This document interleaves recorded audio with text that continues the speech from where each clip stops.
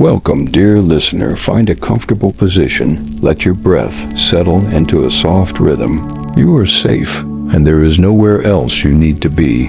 Tonight, we will drift slowly and gently into the distant past, into the narrow gaslit alleys behind heavy velvet curtains, and into the quiet, unspoken world of Victorian brothel workers.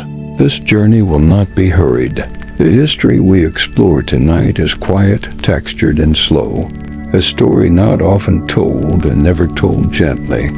We will not rush through dates or chase after drama. Instead, we will move softly step by step through daily lives once lived long ago. The Victorian era, a time of lace gloves and chimney soot of tea rooms, and tenements of empire and poverty. But tucked into the folds of these grand narratives were thousands of working women, hidden in plain sight. Their world was one of creaking floorboards, whispered conversations, and the soft rustle of skirts at dusk. In this video, you will experience 4 segments. First, we'll immerse ourselves in the daily rhythm of life inside a 19th century brothel, from morning's cold wash basin to night's final knock. Then, we'll trace the quiet biography of one woman lost to most history who made her living in this world. In our third section, we'll explore the unspoken codes, artifacts, and secret spaces of Victorian sexuality and society. And finally, we will rise gently into the parlors of the elite to witness how the upper classes both condemned and consumed the very offended to scorn. So let the past unfold softly before you. Let your mind settle into the slow rhythm of history, and imagine yourself not in a palace, not on a battlefield, but on a cold stone floor in a forgotten alley in London. The gaslights flicker, the fog presses against the glass, and somewhere behind a worn red curtain, a woman ties her corset strings. Let us begin. The morning begins before the sun does. The gas lamps are still hissing when the brothel wakes. You might imagine perhaps that this is a house that sleeps all day, but in truth the women stir early. The room is cool and dim, the sheets are stiff with the cold. There is no central heat here, no softness in the mattress, just the ache of limbs and the slow reminder of another long night past. You can picture a single basin, porcelain, cracked at the rim, set on a wooden table beside the hearth. One girl at a time, they wash cold water, always cold, a threadbare cloth, maybe a sliver of rose-scented soap if it's been a good week. The scent of it is faint like memory. It fades quickly into the musty air. The day's first task is to make the room presentable. Again, this is not their space. Not really. It belongs to the madam or the landlord or someone higher up the chain. But they clean it all the same. Sheets are shaken, chamber pots emptied, a little perfume is dabbed on wrists and behind ears to mask the truth of the night before. The scent is too sweet, too heavy, and lingers on the breath. Breakfast is meager, a heel of bread, yesterday's tea reboiled, perhaps an egg if one of the wealthier clients left a tip. They eat together in the kitchen, small, dim, and low-ceilinged laughter. Here is quiet, not light-hearted, but close. They know each other's stories, though few say much. In brothels, companionship is not loud, it is survival. Afternoons are quiet. It's the stillest part of the day. Some women nap curled in on themselves like cats. Others sew, mending stockings, repairing frayed lace. One might be reading a tattered penny dreadful, if she can read at all, but many cannot. There is no school for girls like them, no gentle governess, no embroidery lessons. As the light fades and gas lamps sputter to life, the day begins again. Hair is brushed, rouge dabbed on dresses pulled tight. Corsets laced with practiced hands, They dress not for fashion, but for fantasy. A broken shoe is fixed with string, a torn hem stitched with fast invisible hands. They are preparing to become someone else for someone else. The sound of the city grows hooves on cobblestone, street vendors packing away their carts. Somewhere in the alley a child cries. Somewhere farther a train whistles, and here behind heavy curtains the evening settles in. The madam, perhaps dressed in satin and stiff perfume, calls out assignments. Regulars, newcomers, gentlemen who expect to be entertained. The work is rarely glamorous and often not kind, but in between there are tiny things: the crackle of the fire, the warmth of another woman's hand brushing yours as you pass in the hallway, a stolen apple, a letter tucked beneath a mattress, a song hummed softly, not for anyone, just to remember what softness used to feel like. Some nights the house is full, some nights empty. The brothel breathes like a living thing, swelling, shrinking, waiting. Outside the city forgets, but here time slows, the walls remember, and when morning returns with its quiet basin and cold floor, they will begin again. Always they begin again. Let us now shift our focus gently, slowly, to the story of one woman among many. Her name was Mary Ann Hall. She did not shout from history's rooftops, nor did she appear in the gilded portraits of her age. But she lived, she worked, she endured, and in her own quiet way she thrived in the shadows of the Victorian world. Mary Ann was born around the early 19th century. The exact year is uncertain, as so often is the case with women of her station. Perhaps in 1813 or 1814. The place Washington, D.C., though her early life remains hidden behind time's veil. She would not have known wealth as a child. Her path to adulthood was not lined with lace or Latin tutors, but with chores, hardship, and the silent knowledge that survival often demands compromise. By the time she reached her 20s, Mary Ann had opened a house of her own. It was not a grand house, at least not at first, but it was hers. Located at 349 Maryland Avenue, just a short walk from the U.S. Capitol building, it sat tucked into the folds of power and pretense. Men in waistcoats and top hats, senators, judges, military officers, would pass her red-bricked doorway often more than once, though few would speak her name in the daylight. Mary Ann was no ordinary madam. Her establishment by the 1850s was regarded as one of the finest in the city.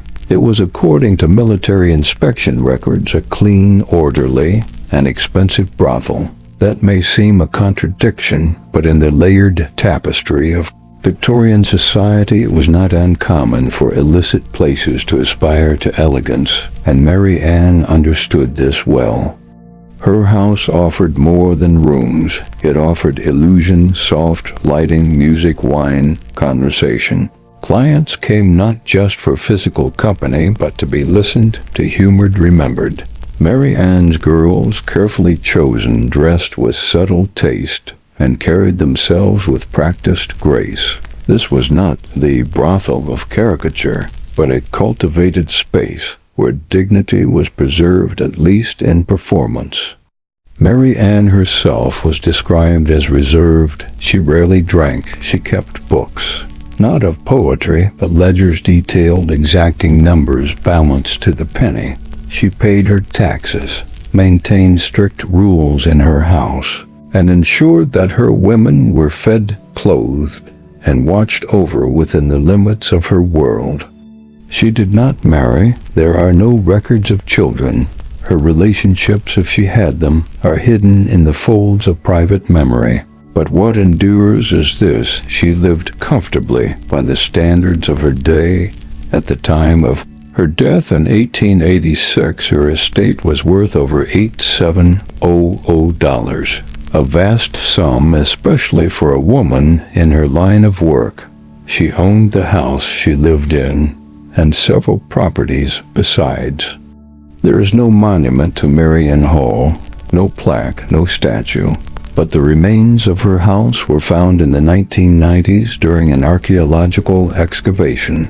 Beneath layers of soil, the fragments told a quiet tale: fine china, imported perfume, bottles, combs, shoes. The elegant debris of a life lived in contradiction, respectable in practice, disreputable by law. Mary Ann Hall's story does not shout, it does not thrill, but it does endure through dust and memory, through numbers in a ledger and broken porcelain. Unearthed decades later, she speaks. A woman who made a place for herself in a world that gave her none. A woman who is worth remembering softly without spectacle, just as she might have wished. Imagine yourself walking down a London street in the 1860s. The air is thick with chimney smoke and the scent of coal tar. Beneath your boots, the cobblestones are slick with the drizzle of last night's rain. You pass carriages, newsboys, and the respectable fronts of bakeries and banks. But look more closely, and you'll begin to see the traces of another world, one hidden in symbols, silence, and soft whispers behind closed doors.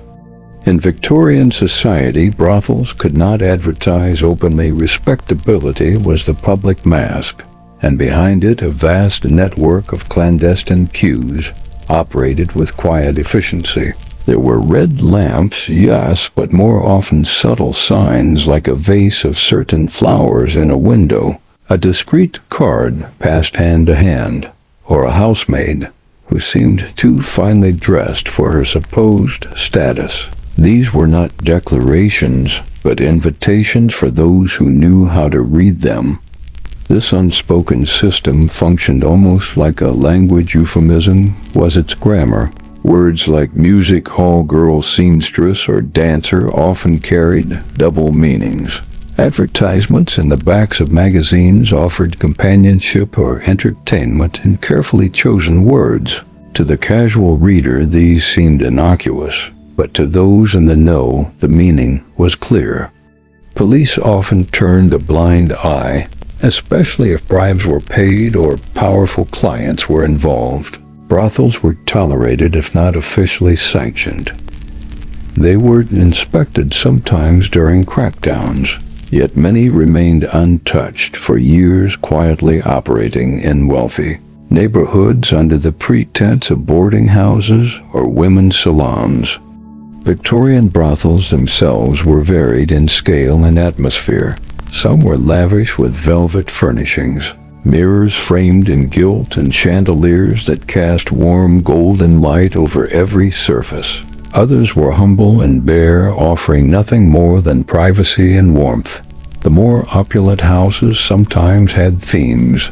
Orientalist rooms, for instance, filled with exotic drapery and incense, mirroring the imperial fantasies of their clientele. The culture of the brothel was shaped not just by the madams and their girls, but also by the rituals of performance. Women often adopted stage names: Rose, Lily, Belle, choosing identities that hinted at softness, sweetness, or mystery. They played roles. Some cultivated the image of the innocent country girl newly arrived in the city.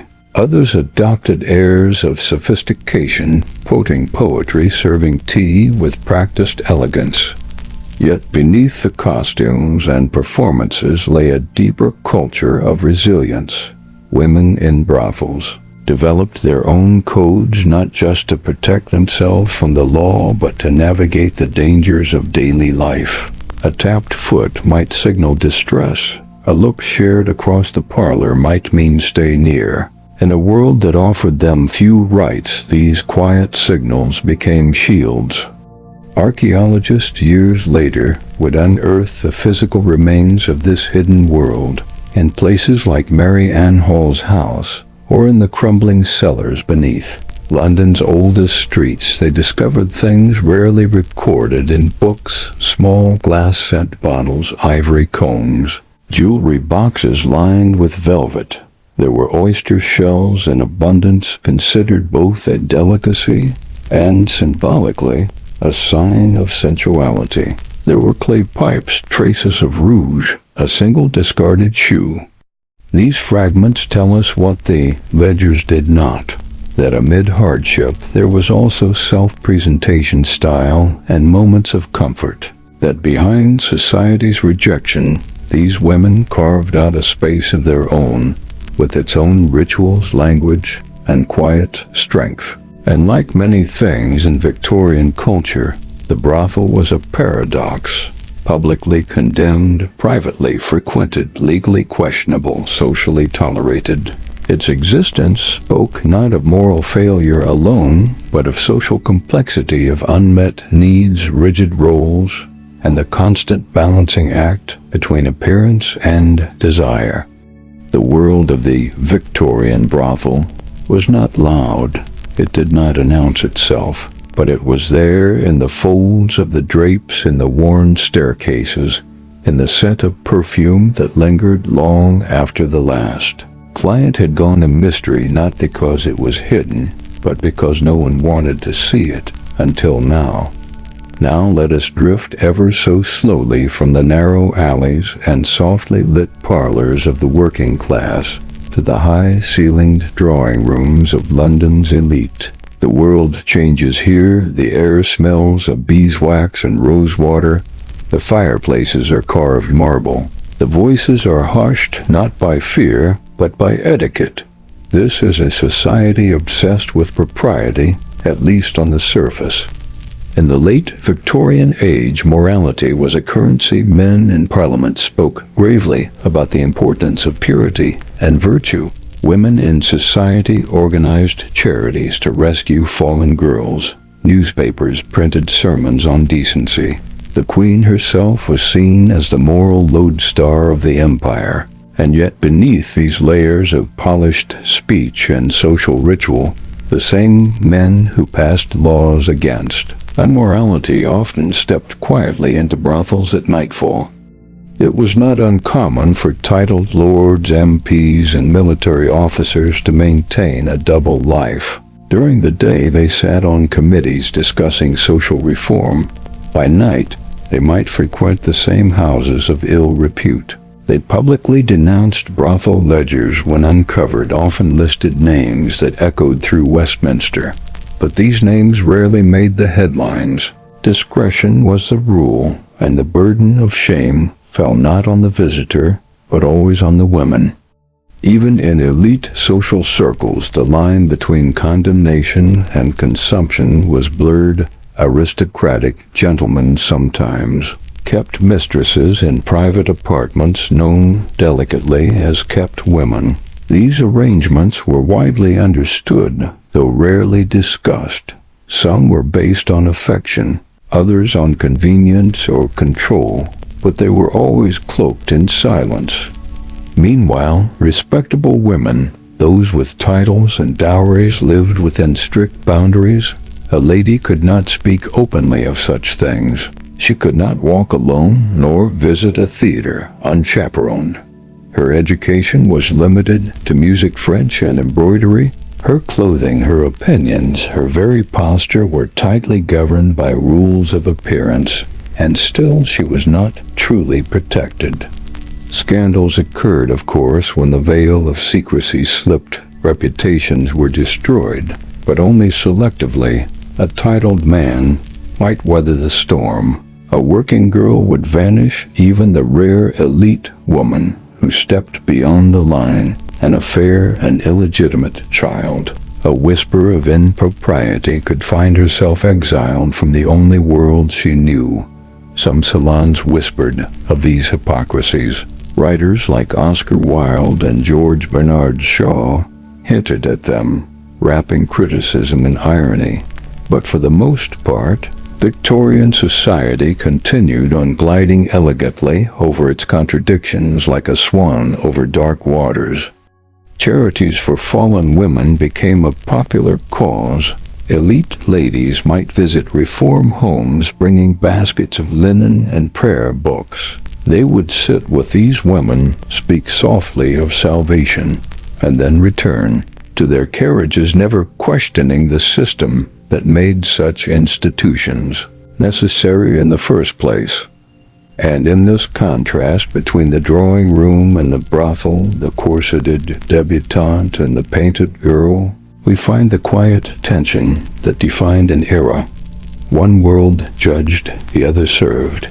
Both depended in some way on the other's existence. To be a Victorian brothel worker was to live in the shadow of this contradiction, to be necessary but reviled, to be spoken of only in euphemism and judged by those who most relied upon you. It was not just a life of labor, but of invisibility, erased by design, remembered only in fragments. And yet the brothel remained, just a few streets away from the opera house, or the parliament, or the ballroom, a world beside the world, quiet, steady, enduring. And now, dear listener, we return slowly, softly from the quiet corridors of history. The world of the Victorian brothel fades into mist once more. The gas lamps grow dim. The footsteps on the cobblestones fall silent. And we are left with the stillness of memory of whispered truths and lives lived in shadow.